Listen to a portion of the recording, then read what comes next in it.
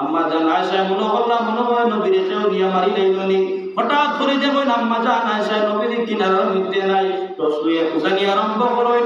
আম্মা জান আয়েশা সিদ্দিকা ফরমায় আমি জান্নাতুল বাকি অর্থাৎ কবরস্থানের মধ্যে গেলাম, গিয়া দেখি আমার নবী কবরস্থানের মধ্যে দাঁড়াইয়া কবরস্থানের মধ্যে গান লাগি আল্লাহর কাছে হাত তুলিয়া দোয়া করতরা, আল্লাহ আমার উম্মতরে মাফ করিয়া দেও। আম্মা জান আয়েশা জিজ্ঞাসা ইয়া রাসূলুল্লাহ গভীর রজনীতে আপনি দোয়া করেন, বুঝলাম না বিষয়, হঠাৎ করে আপনি আইলা।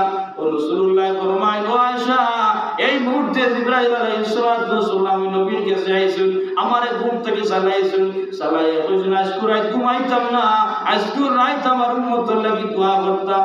আল্লাহ তাবারাকা ওয়া তাআলা গোটা সৃষ্টির জগতের মানুষরে আজকে রাত তো মাফ দিবা।